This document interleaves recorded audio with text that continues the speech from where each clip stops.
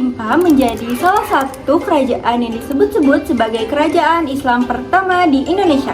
Namun hal ini masih harus dikaji lebih dalam karena tidak ada peninggalan yang kuat untuk membuktikan Jempa sebagai kerajaan Islam pertama. Dikutip dari buku catatan pinggir sejarah Aceh tahun 2014 oleh Din Majid, kerajaan Jempa dipimpin oleh Maharaj Syahriar Salman atau Salman Al-Farisi, pangeran dari negeri Persia yang datang ke tanah Aceh pada abad ke-7. Dia dijodohkan dengan putri Raja Jempa yang bernama Mayang Selundang.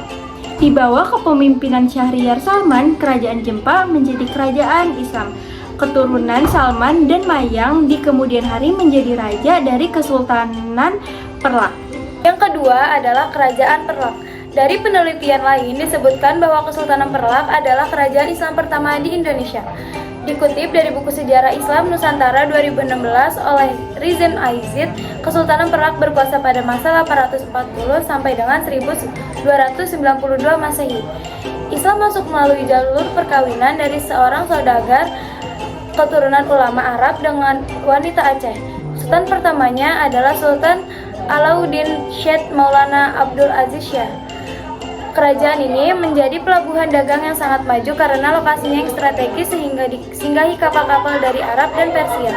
Hasil buminya berupa kayu perlak dan yang bagus untuk membuat kapal. Yang ketiga, Kerajaan Samudra Pasai. Dalam buku sejarah, pada umumnya kerajaan Islam pertama di Indonesia adalah Kesultanan Samudra Pasai. Hal ini disebabkan karena Samudra Pasai lebih banyak temuan catatan sejarahnya daripada kerajaan Jempa maupun Perlak. Beberapa catatan sejarah tentang Samudra Pasai yakni Hikayat Raja-Raja Pasai, Kitab Abu Abdullah Ibnu Battuta 1304 sampai 1368, Berita Marco Polo sehingga Sejarah Melayu.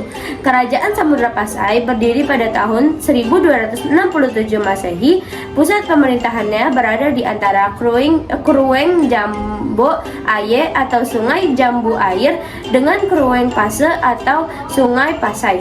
Aceh Utara, raja pertama Samudra Pasai adalah Merah Silu atau Merah Silu yang bergelar Sultan Malik As-Saleh.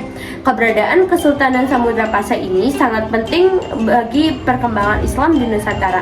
Banyak ulama berasal dari Pasai dan menyebarkan Islam ke berbagai daerah, termasuk Sunan Gunung Jati dan Sunan Kalijaga yang merupakan wali songo. Maka dari itu, tak heran jika banyak sumber yang menilai Samudra Pasai sebagai kerajaan Islam pertama di Indonesia. Kerajaan keempat, Kerajaan Aceh. Setelah Kesultanan Samudra Pasai runtuh, dinasti Islam selanjutnya di Aceh adalah Kesultanan Aceh Darussalam. Kesultanan Aceh sudah berdiri sejak 1496 dan berhasil merebut wilayah Pasai yang runtuh pada 1521. Pendiri kerajaan Aceh adalah Sultan Ali Mugayat Syah. Puncak kejayaan kerajaan Aceh ini dialami pada masa Sultan Iskandar Muda yang memerintahkan pada 1607 sampai 1636 Masehi. Kerajaan ini mampu bertahan hingga 4 abad karena Islam sudah diterima baik di Aceh.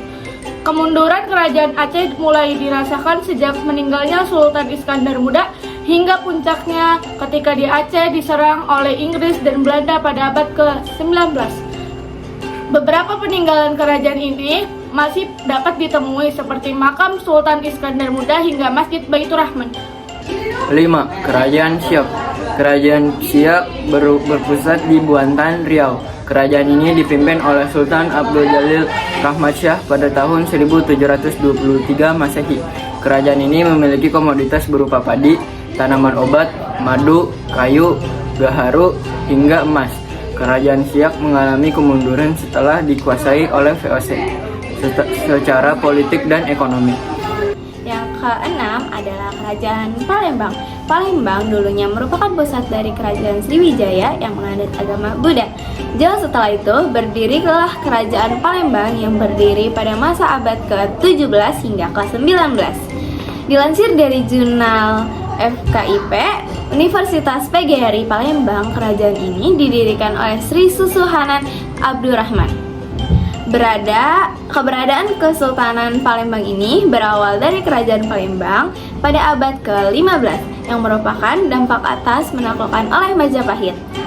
Salah satu tokoh Islam yang muncul dari Kerajaan Palembang ini adalah Sultan Mahmud Badarudin kedua yang berkuasa sejak tahun 1804. Sultan Baharudin II ini turut serta dalam perjuangan melawan penjajahan Belanda. Yang terakhir, Kerajaan Skala Berak. Di Lampung yang merupakan Sumatera bagian selatan terdapat kerajaan bernama Skala Berak. Dilansir dari itb.ac.id, Skala Berak berdiri sejak abad ketiga, namun masih menganut agama Hindu. Pendirinya adalah Raja Buai Tumi yang merupakan pemimpin orang-orang suku Tumi. Kerajaan Skala Berak bertahan sangat lama dan sempat berada dalam kekuasaan kerajaan lain seperti Sriwijaya dan Majapahit. Pada abad ke-16 Masehi, 4 pangeran dari Pagaruyung datang dan mengalahkan kerajaan Skala Berak sehingga digantikan dengan pemerintahan Islam dengan istilah kepaksian. Dilansir dari laman Kemendikbud, Istana Skala Berak disebut dengan lamban gedung yang berbentuk panggung atap. Lamban gedung bentuknya runcing dengan satu pusat di tengah. Istana ini dihiasi dengan ornamen ukiran berupa tumbuhan dan hewan.